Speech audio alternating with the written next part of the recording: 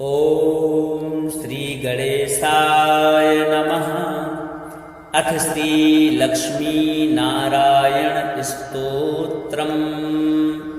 श्रीनिवास जगन्नाथ श्रीहरे भक्तवत्सल लक्ष्मीपते नमस्तुभ्यं। त्राहि मां भवसागरात्। राधारमण गोविन्द भक्तकाम प्रपूरक नारायण नमस्तुभ्यं। त्राहि मां भवसागरात्। दामोदर महोदार सर्वापत्ति निवारण ऋषिकेश नमस्तुभ्यं। त्राहि मां भवसागरात्। गरुणध्वज वैकुण्ठ निवासन केशवाच्युता जनार्दन नमस्तुभ्यं। त्राहि मां भवसागरात्। शङ्खचक्र गदा पद्म धर श्रीवत्सलाञ्छन मेघश्याम नमस्तुभ्यं। त्राहि मां भवसागरात्। त्वं माता कं पिता बन्धुः सद्गुरुस्त्वं दयानिधिः। त्वत्तुल्यो न परो देवस्। त्राहि मां भवसागरात्। न जाने दान धर्मादि योगं यागं तपो जपं। त्वं केवलं कुरु दयां। त्राहि मां भवसागरात्। न मत्समो यद्यपि पापकर्ता न त्वत्समोऽथापि पापहर्ता। विज्ञापितं त्वेतद् शेषसाक्षी मामुद्धरार्तं पतितं तवाग्रे। श्रीनिवास जगन्नाथ श्रीहरे भक्तवत्सल लक्ष्मीपते नमस्तुभ्यं। त्राहि मां भवसागरात्।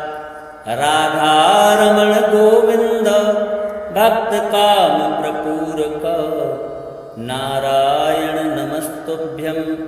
त्राहि मां भवसागरात्। दामोदर महोदार सर्वापत्ति निवारण ऋषिकेश नमस्तुभ्यं। त्राहि मां भवसागरात्। गरुणध्वज वैकुण्ठ निवासन केशवाच्युता जनार्दन नमस्तुभ्यं। त्राहि मां भवसागरात्। शङ्खचक्र गदा पद्म धर श्रीवत्सलाञ्छन मेघश्याम नमस्तुभ्यं। त्राहि मां भवसागरात्। त्वं माता कं पिता बन्धुः सद्गुरुस्त्वं दयानिधिः। त्वत्तुल्यो न परो देवस्। त्राहि मां भवसागरात्। न जाने दान धर्मादि योगं यागं तपो जपं। त्वं केवलं कुरु दयां। त्राहि मां भवसागरात्। न मत्समो यद्यपि पापकर्ता न त्वत्समोऽथापि पापहर्ता। विज्ञापितं त्वेतद् शेषसाक्षी मामुद्धरार्तं पतितं तवाग्रे। श्रीनिवास जगन्नाथ श्रीहरे भक्तवत्सल लक्ष्मीपते नमस्तुभ्यं। त्राहि मां भवसागरात्। राधारमण गोविन्द भक्तकाम प्रपूरक नारायण नमस्तुभ्यं। त्राहि मां भवसागरात्। दामोदर महोदार सर्वापत्ति निवारण ऋषिकेश नमस्तुभ्यं। त्राहि मां भवसागरात्। गरुणध्वज वैकुण्ठ निवासन केशवाच्युता जनार्दन नमस्तुभ्यं। त्राहि मां भवसागरात्। शङ्खचक्र गदा पद्म धर श्रीवत्सलाञ्छन मेघश्याम नमस्तुभ्यं। त्राहि मां भवसागरात्। त्वं माता कं पिता बन्धुः सद्गुरुस्त्वं दयानिधिः। त्वत्तुल्यो न परो देवस्। त्राहि मां भवसागरात्। न जाने दानधर्मादि योगं यागं तपोजपं, त्वं केवलं कुरु दयां त्राहि मां भवसागरात्। न मत्समो यद्यपि पापकर्ता, न त्वत्समोऽथापि हि पापहर्ता। विज्ञापितं त्वेतदशेषसाक्षी, मामुद्धरार्तं पतितं तवाग्रे।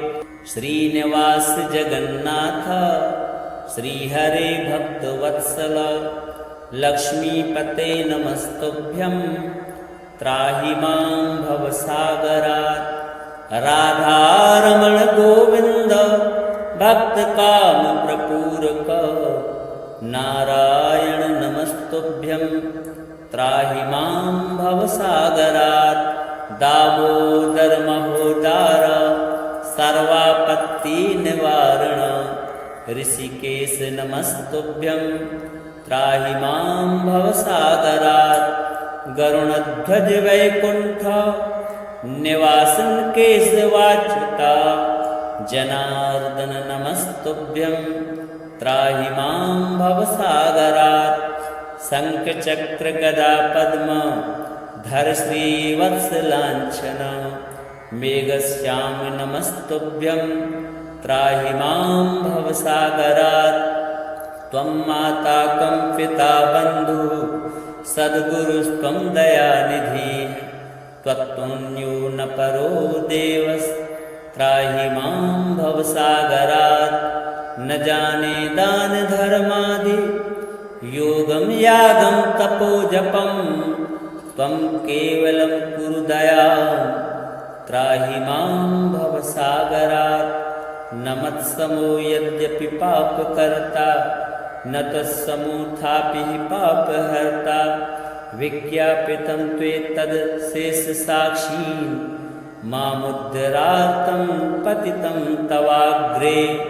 श्रीनिवास जगन्नाथ श्रीहरे भक्तवत्सल, लक्ष्मीपते नमस्तुभ्यं त्राहि मां भवसागरात्। राधारमण गोविन्द भक्तकामप्रपूरक, नारायण नमस्तुभ्यं त्राहि मां भवसागरात्। दामोदर महोदार सर्वापत्तिनिवारण, ऋषिकेश नमस्तुभ्यं त्राहि मां भवसागरात्। गरुणध्वज वैकुण्ठ निवासन केशवाच्युता, जनार्दन नमस्तुभ्यं त्राहि मां भवसागरात्। शङ्खचक्र गदा पद्म धर श्रीवत्सलाञ्छन, मेघश्याम नमस्तुभ्यं त्राहि मां भवसागरात्। त्वं माता कं पिता बन्धुः सद्गुरुस्त्वं दयानिधिः, त्वत्तुल्यो न परो देवस् त्राहि मां भवसागरात्। न जाने दानधर्मादि योगं यागं तपोजपं, त्वं केवलं कुरु दयां त्राहि मां भवसागरात्। न मत्समो यद्यपि पापकर्ता, न त्वत्समोऽथापि हि पापहर्ता। विज्ञापितं त्वेतदशेषसाक्षी, मामुद्धरार्तं पतितं तवाग्रे। श्रीनिवास जगन्नाथ श्रीहरे भक्तवत्सल, लक्ष्मीपते नमस्तुभ्यं त्राहि मां भवसागरात्। राधारमण गोविन्द भक्तकामप्रपूरक, नारायण नमस्तुभ्यं त्राहि मां भवसागरात्। दामोदर महोदार सर्वापत्तिनिवारण, ऋषिकेश नमस्तुभ्यं त्राहि मां भवसागरात्। गरुणध्वज वैकुण्ठ निवासन केशवाच्युता, जनार्दन नमस्तुभ्यं त्राहि मां भवसागरात्। शङ्खचक्रगदा पद्म धर श्रीवत्सलाञ्छन मेघश्याम नमस्तुभ्यं त्राहि मां भवसागरात् त्वं माता कं पिता बन्धुः सद्गुरुस्त्वं दयानिधिः त्वत्तुल्यो न परो देवस्त्राहि मां भवसागरात् न जाने दानधर्मादि योगं यागं तपोजपं त्वं केवलं कुरु दयां त्राहि मां भवसागरात् न मत्समो यद्यपि पापकर्ता न त्वत्समोऽथापि पापहर्ता विज्ञापितं त्वेतदशेषसाक्षी मामुद्धरार्तं पतितं तवाग्रे श्रीनिवास जगन्नाथ श्रीहरे भक्तवत्सल लक्ष्मीपते नमस्तुभ्यं त्राहि मां भवसागरात् राधारमण गोविन्द भक्तकामप्रपूरक नारायण नमस्तुभ्यं त्राहि मां भवसागरात् दामोदर महोदार सर्वापत्तिनिवारण ऋषिकेश नमस्तुभ्यं त्राहि मां भवसागरात् गरुणध्वज वैकुण्ठ निवासन केशवाच्युता जनार्दन नमस्तुभ्यं त्राहि मां भवसागरात् शङ्खचक्रगदा पद्म धर श्रीवत्सलाञ्छन मेघश्याम नमस्तुभ्यं त्राहि मां भवसागरात् त्वं माता कं पिता बन्धुः सद्गुरुस्त्वं दयानिधिः त्वत्तुल्यो न परो देवस्त्राहि मां भवसागरात् न जाने दानधर्मादि योगं यागं तपोजपं त्वं केवलं कुरु दयां त्राहि मां भवसागरात् न मत्समो यद्यपि पापकर्ता न त्वत्समोऽथापि पापहर्ता विज्ञापितं त्वेतदशेषसाक्षी मामुद्धरार्तं पतितं तवाग्रे श्रीनिवास जगन्नाथ श्रीहरे भक्तवत्सल लक्ष्मीपते नमस्तुभ्यं त्राहि मां भवसागरात् राधारमण गोविन्द भक्तकामप्रपूरक नारायण नमस्तुभ्यं त्राहि मां भवसागरात् दामोदर महोदार सर्वापत्तिनिवारण ऋषिकेश नमस्तुभ्यं त्राहि मां भवसागरात् गरुणध्वज वैकुण्ठ निवासन केशवाच्युता जनार्दन नमस्तुभ्यं त्राहि मां भवसागरात् शङ्खचक्रगदा पद्म धर श्रीवत्सलाञ्छन मेघश्याम नमस्तुभ्यं त्राहि मां भवसागरात् त्वं माता कं पिता बन्धुः सद्गुरुस्त्वं दयानिधिः त्वत्तुल्यो न परो देवस्त्राहि मां भवसागरात् न जाने दानधर्मादि योगं यागं तपोजपं त्वं केवलं कुरु दयां त्राहि मां भवसागरात् न मत्समो यद्यपि पापकर्ता न त्वत्समोऽथापि पापहर्ता विज्ञापितं त्वेतदशेषसाक्षी मामुद्धरार्तं पतितं तवाग्रे श्रीनिवास जगन्नाथ श्रीहरे भक्तवत्सल लक्ष्मीपते नमस्तुभ्यं त्राहि मां भवसागरात् राधारमण गोविन्द भक्तकामप्रपूरक नारायण नमस्तुभ्यं त्राहि मां भवसागरात् दामोदर महोदार सर्वापत्ति सर्वापत्तिनिवारण ऋषिकेश नमस्तुभ्यं त्राहि मां भवसागरात् गरुणध्वज वैकुण्ठ निवासन केशवाच्युता जनार्दन नमस्तुभ्यं त्राहि मां भवसागरात् शङ्खचक्र गदा पद्म धर श्रीवत्सलाञ्छन मेघश्याम नमस्तुभ्यं त्राहि मां भवसागरात् त्वं माता कं पिता बन्धुः सद्गुरुस्त्वं दयानिधिः त्वत्तुल्यो न परो देवस्त्राहि मां भवसागरात् न जाने दान धर्मादि योगं यागं तपो जपं त्वं केवलं कुरु दयां त्राहि मां भवसागरात् न मत्समो यद्यपि पापकर्ता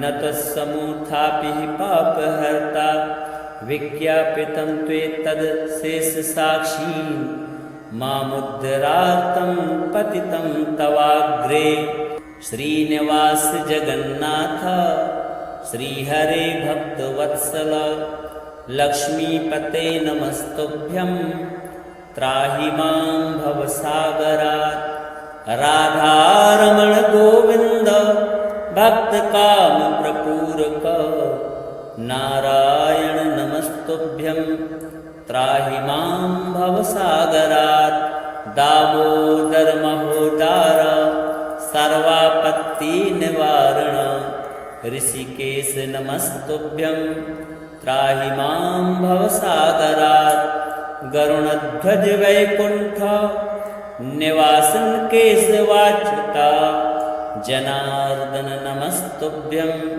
त्राहि मां भवसागरात् शङ्खचक्र गदा पद्म धर श्रीवत्सलाञ्छन मेघश्याम नमस्तुभ्यं त्राहि मां भवसागरात् त्वं माता कं पिता बन्धुः सद्गुरुस्त्वं दयानिधिः त्वत्तुल्यो न परो देवस्त्राहि मां भवसागरात् न जाने दान धर्मादि योगं यागं तपो जपं त्वं केवलं कुरु दयां त्राहि मां भवसागरात् न मत्समो यद्यपि पापकर्ता न त्वत्समोऽथापि पापहर्ता विज्ञापितं त्वेतदशेषसाक्षी मामुद्धरार्तं पतितं तवाग्रे श्रीनिवास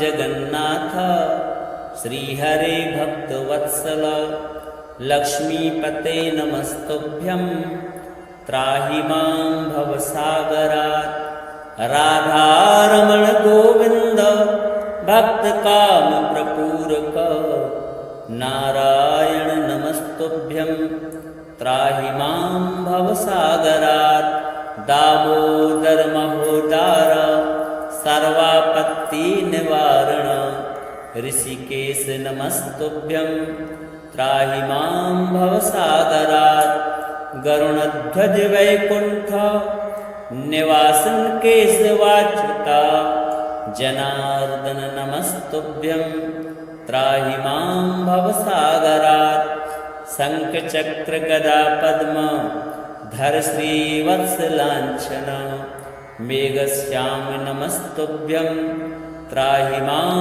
भवसागरात् त्वं माता कं पिता बन्धुः सद्गुरुस्त्वं दयानिधिः त्वत्तुल्यो न परो देवस्त्राहि मां भवसागरात् न जाने दान धर्मादि योगं यागं तपो जपं त्वं केवलं कुरु दयां त्राहि मां भवसागरात् न मत्समो यद्यपि पापकर्ता न तत्समोऽथापि पापहर्ता विज्ञापितं त्वेतदशेषसाक्षी मामुद्धरार्तं पतितं तवाग्रे श्रीनिवास जगन्नाथ श्रीहरे भक्तवत्सल लक्ष्मीपते नमस्तुभ्यं त्राहि मां भवसागरात्।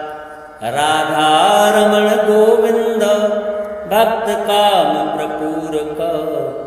नारायण नमस्तुभ्यं त्राहि मां भवसागरात्। दामोदर महोदार सर्वापत्तिनिवारण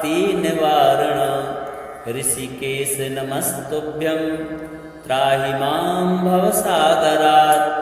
गरुणध्वज वैकुण्ठ निवासन केशवाच्युता जनार्दन नमस्तुभ्यं त्राहि मां भवसागरात्। शङ्खचक्र गदा पद्म धर श्रीवत्सलाञ्छन मेघश्याम नमस्तुभ्यं त्राहि मां भवसागरात्। त्वं माता कं पिता बन्धुः सद्गुरुस्त्वं दयानिधिः त्वत्तुल्यो न परो देवस् त्राहि मां भवसागरात्। न जाने दान धर्मादि योगं यागं तपोजपं त्वं केवलं कुरु दयां त्राहि मां भवसागरात्। न मत्समो यद्यपि पापकर्ता न त्वत्समोऽथापि पापहर्ता विज्ञापितं त्वेतदशेषसाक्षी मामुद्धरार्तं पतितं तवाग्रे।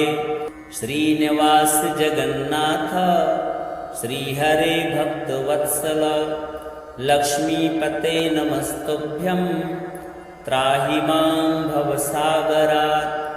राधारमण गोविन्द भक्तकामप्रपूरक नारायण नमस्तुभ्यं त्राहि मां भवसागरात्।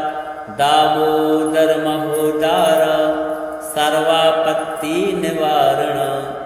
ऋषिकेश नमस्तुभ्यं त्राहि मां भवसागरात्। गरुणध्वज वैकुण्ठ निवासन केशवाच्युता जनार्दन नमस्तुभ्यं त्राहि मां भवसागरात्। शङ्खचक्र गदा पद्म धर श्रीवत्सलाञ्छन मेघश्याम नमस्तुभ्यं त्राहि मां भवसागरात्। त्वं माता कं पिता बन्धुः सद्गुरुस्त्वं दयानिधिः त्वत्तुल्यो न परो देवस् त्राहि मां भवसागरात्। न जाने दान धर्मादि योगं यागं तपोजपं त्वं केवलं कुरु दयां त्राहि मां भवसागरात्। न मत्समो यद्यपि पापकर्ता न त्वत्समोऽथापि पापहर्ता विज्ञापितं त्वेतदशेषसाक्षी मामुद्धरार्तं पतितं तवाग्रे। श्रीनिवास जगन्नाथ श्रीहरे भक्तवत्सल लक्ष्मीपते नमस्तुभ्यं त्राहि मां भवसागरात्।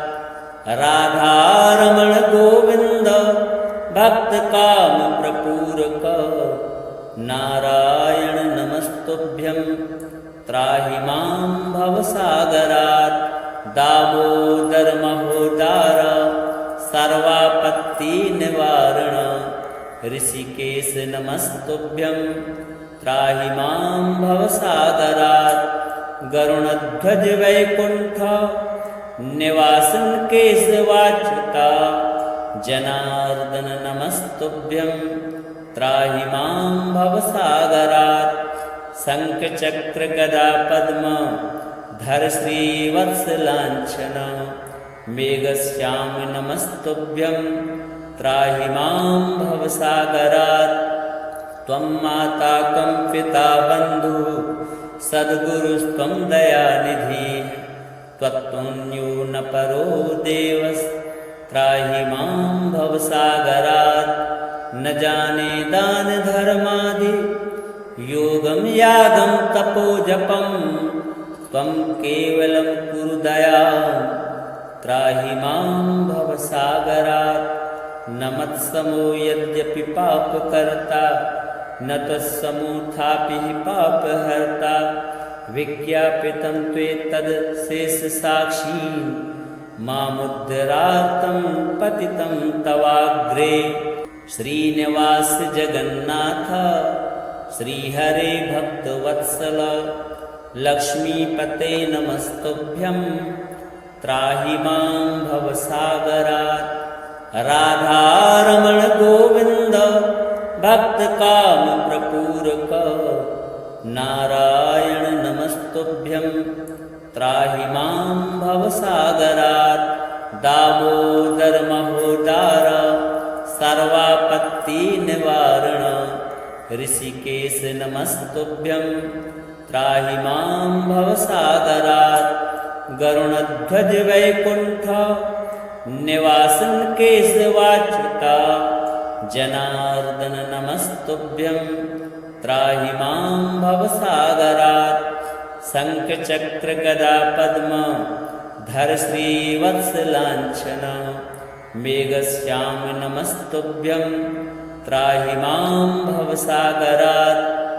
त्वं माता कं पिता बन्धुः सद्गुरुस्त्वं दयानिधिः त्वत्तुल्यो न परो देवस्त्राहि मां भवसागरात्।